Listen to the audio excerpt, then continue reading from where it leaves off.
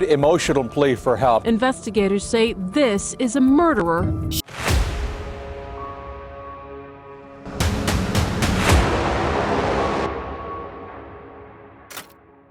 Drop dead gorgeous to me, right by her life. She wanted to become something.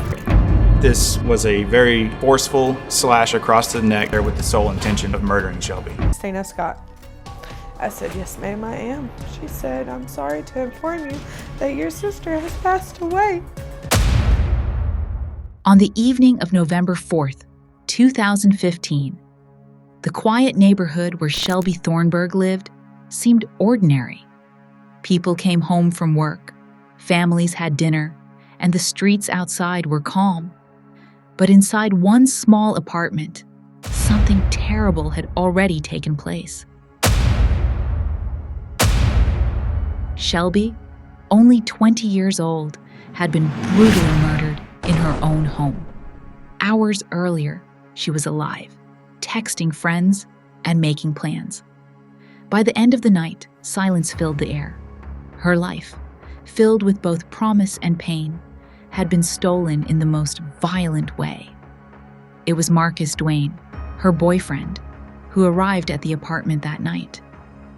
Expecting to see Shelby as usual, Marcus instead stepped into a nightmare. The door was slightly ajar, the apartment unusually quiet. When he entered, what he found would forever change his life. Shelby's body was lying motionless, bearing the signs of a brutal attack. In shock and horror, Marcus grabbed his phone and called 911. His desperate words echoed through the recording. "Someone hurt my girl." What is your emergency? Someone's dead. Someone has killed my girl. Paramedics rushed in, but it was too late. Shelby was gone. And so began a mystery that, even today, remains unsolved. Marcus and the first suspicion detective, Dustin Crowder, was among the first officers on the scene. His years of experience told him one thing: most murders of this nature are not random. They are personal, and the first person to find the body is often the first suspect. From the moment Marcus reported Shelby's death, investigators turned their attention to him. He was questioned repeatedly. Why was he there at that exact time? How did he find the body so quickly? Could his frantic 911 call have been an act, carefully staged to make himself look innocent? Evidence from the scene painted a complicated picture. There were no signs of forced entry, no broken locks, no windows shattered. Whoever had entered Shelby's apartment that night was someone she trusted, someone she allowed inside willingly. That alone made Marcus an immediate suspect in the eyes of investigators. But Marcus insisted he had nothing to do with the murder. He claimed he loved Shelby and would never harm her. The police pressed harder, looking for inconsistencies. Yet when security camera footage from nearby areas was reviewed, Marcus's alibi held. At key moments, he was seen elsewhere, away from the apartment. For a while, suspicion against Marcus weakened, but detectives couldn't ignore the troubled and complex relationship he had with Shelby. Many believed Marcus had been controlling, manipulative, and possibly even connected to the darker aspects of Shelby's life. A life of struggles and secrets. To understand Shelby's death, detectives had to understand her life. Shelby was a young woman with dreams, but also with deep scars. She had grown up in a difficult home, where love was scarce and neglect was common. By her teenage years, she had faced challenges most adults would struggle to bear. As a teenager, Shelby became pregnant. Unable to care for the child, the baby was placed for adoption. The loss weighed heavily on her, adding to her feelings of abandonment and despair. Struggling with depression, she looked for escape, for meaning, for something to hold on to. Despite the hardships, Shelby was determined to rebuild her life. She dreamed of modeling, of starting fresh. But reality was unkind. Opportunities were scarce, money was tight, and soon Shelby was pulled into the dangerous world of paid companionship. For some, it seemed like easy money. For Shelby, it became a trap that pulled her deeper into risk and vulnerability. Arrests followed, jail time came, and through it all, Shelby searched for a way out. But every time she tried to start over, the past pulled her back. This was the world Shelby lived in, a world that mixed dreams with danger and ambition with exploitation, a world that would ultimately play a role in her tragic death. The final client detectives pieced together Shelby's last hours. She had arranged to meet with a client on the night of her death. Surveillance cameras captured a mysterious man entering her apartment. He stayed for 23 minutes. Then he left.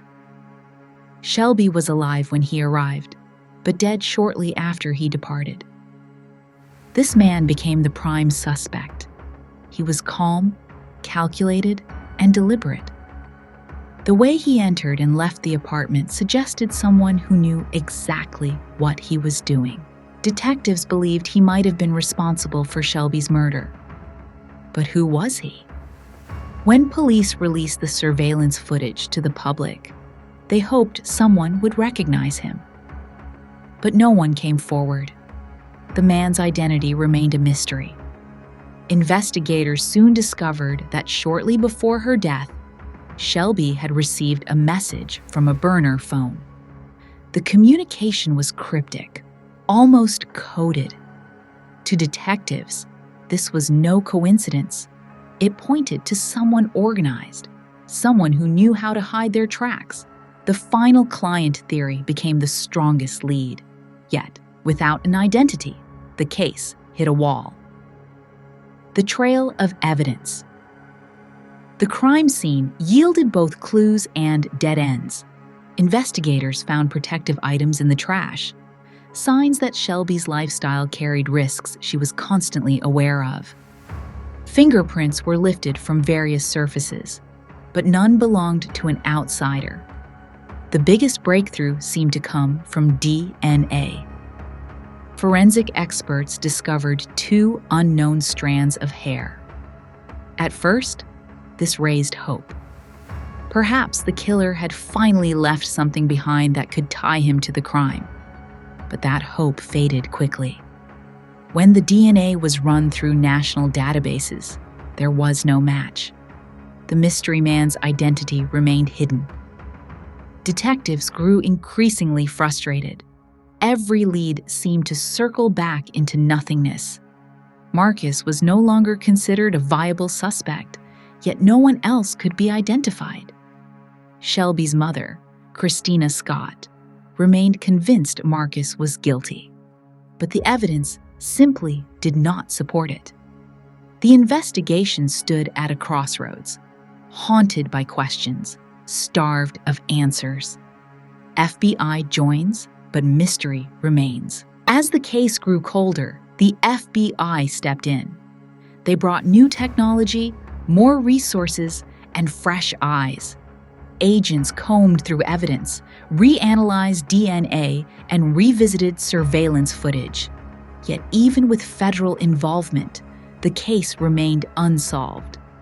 The mysterious man caught on camera was never identified. The burner phone was never traced. The strands of hair never matched.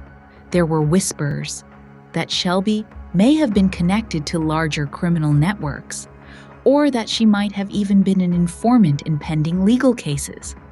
If true, this could explain why her murder seemed so calculated and why answers were so hard to find. But without proof, these theories remained just that, speculation. For Shelby's family, the pain never faded.